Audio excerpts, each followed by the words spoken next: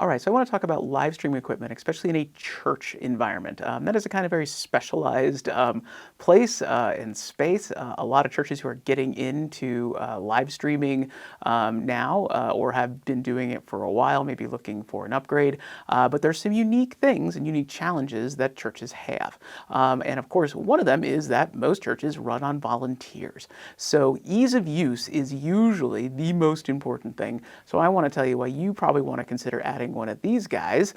This is our ATEM Blackmagic ATEM Mini to one of these guys. Now we've already got lots of videos on why you want a PTZ camera, and you do because they just work really well. But then you got to do something with it once you have it, and so I've set this one up as a demonstration and just want to talk through real quick why you might want to consider one of these. First and foremost is cost. There's a whole family of these now. This is actually the cheapest an entry level model, but still has a lot of really amazing features for you. And the biggest one is its ease of use.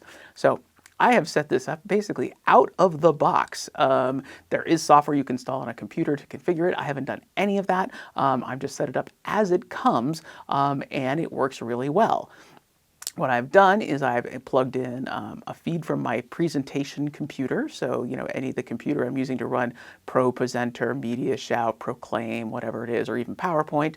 I've got a feed of that, so I have that available to me. And then, of course, I have a camera, and I could have multiple as well. This model allows you to have up to 4 inputs. Again, one of them for the computer, and then up to 3 additional camera inputs, which is a lot, more than a lot of people will use.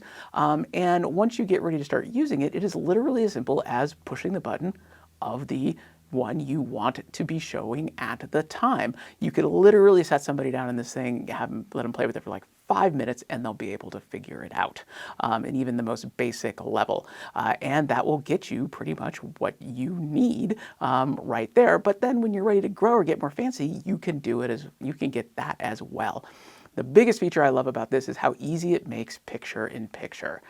So one of the challenges, especially for the live streaming audience, is if you are using screens in your sanctuary, if you've got words or Bible verses or content like that up there, how do the people at home see it? Just pointing a camera at a screen is not a great solution.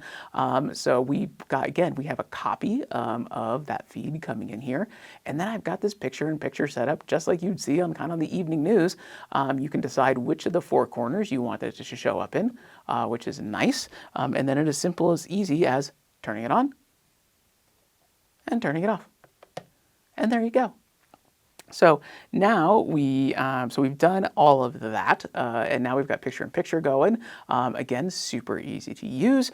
And finally, you also get a couple different options if you want as well. I've been leaving this on auto, and what that means is what effect is used when you shift between different feeds. If you want it to just go directly without any kind of like dissolve effect or anything, you can go to cut, or you can come in here to auto and then decide what you want it to do.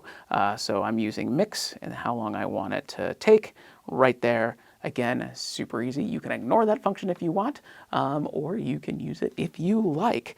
So that is just a couple of the reasons why I think that when it comes to live streaming equipment, especially in the world of a church, being able to set this in front of somebody, a youth or any kind of volunteer with very, very little time and energy put into it, can at least get the basics done in a pretty simple and easy way, which is oftentimes one of the biggest challenges we have. So do consider ATEM Mini family of products. Again, there are several different versions, some with a lot more features to them, as a serious option for you, especially if you are a volunteer-driven church for your worship technology. This is going to be a lot easier to use than, say, OBS or other software solutions, which are great and powerful, but not user-friendly. This was designed from the beginning, from the manufacturer, to be user-friendly, and really, honestly, designed for this exact place. All right, I hope you found that video helpful, and until I see you again, have a great day.